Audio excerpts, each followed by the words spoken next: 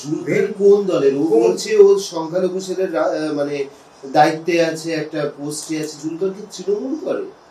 জানি না, আমার জ্ঞান তো, আমি তো 2.5 বছর আছি, আমি কোনোদিন ওকে রাজনীতিতে দেখিনি, বা আমি এই চত্বরে প্রায় আমার 15 বছর রাজনীতি হয়ে গেল, আমি কোনোদিন ওকে তৃণমূল কংগ্রেসের সঙ্গে যুক্ত হতে দেখিনি। এখন ও কোথার থেকে দাবি করছে, ও যে সংখ্যালঘু সম্প্রদায়ের কথা বলছে তার নেতৃত্বে তো উত্তর দিতে পারবে না, ওরা উত্তর দিতে পারবে।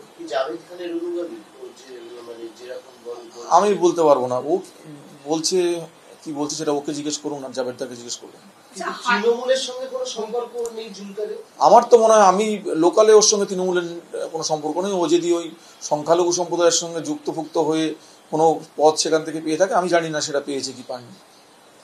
আমার মনে হয় না ওকে দলের তরফ থেকে কোনো পদ দেওয়া হয়েছে। ও, আমি তো শুনেছিলাম ও বিজেপির সঙ্গেও যোগাযোগ করে, বিজেপির সঙ্গে ও আছে। মানে জুলকার একদিকে অভিযোগ করছে, তার বিরুদ্ধে আবার অন্য গোষ্ঠী করছে। এটা কি গোষ্ঠীদ্বন্দ্বের চেহারা নিয়েছে? কারণ জুলকার বলছে আমি তৃণমূল। না না না, এখানে দেখুন, এখানে তৃণমূল কংগ্রেসটা তো, আমি আছি বলাই সমাজপতি, এখানকার প্রেসিডেন্ট আছে, যুব প্রেসিডেন্ট আছে, আমরা একসঙ্গে এখানে চালাই। এখানে ওকে আমরা কোনোদিন গত 2.5 বছরে কোনো মিটিং মিছিল কিছুতেই দেখিনি। ও একটা প্রমোটার এবং সম্পূর্ণ বেআইনি কাজকর্ম করে। এই অঞ্চলে 2.5 বছর ধরে কাজ করে না, এই অঞ্চলে করতেও না। এখন কোথায় বাইরে কোথাও কাজ করতো, ওকে আমরা দেখিও নি সারফেসে। হঠাৎ করে এই গুলি চালানো ঘটনার পরে ও চলে আসলো, চলে এসে সম্পূর্ণ দায়িত্বটাও নিজের কাছে নিয়ে নিল।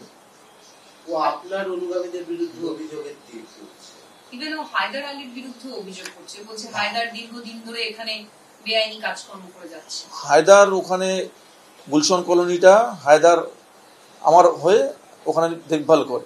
আমি সপ্তাহে একদিন যাই, শনিবার সকালবেলা 1 ঘন্টার জন্য। বাকি সময়টা সেখানকার যে পৌরসভার সমস্যা, রাস্তাঘাট, ড্রেন, জল, কল, লোকের সামাজিক সমস্যা, সমস্তগুলো হায়দার দেখভাল করে।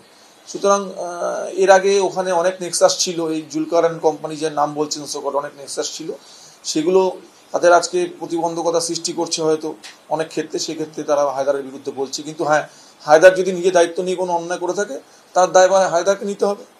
কিন্তু জুলকার বলছে যে 108 নম্বর ওয়ার্ডের এই জমি বিবাদ সমস্যা মেটাতে আপনার কাছে এসেছিল, হায়দারের সঙ্গে, আপনি বলেছেন হায়দারের সঙ্গে কথা বলতে ঠিক করে। সেটা কি আপনি মানে পৌরপ্রতিনিধি, এটা কি এরকম করেছেন? প্রথম কথা, পৌরপ্রতিনিধি হিসাবে আমার জমি জমা সংক্রান্ত ব্যাপারে ঢোকার কোনো জায়গা নেই।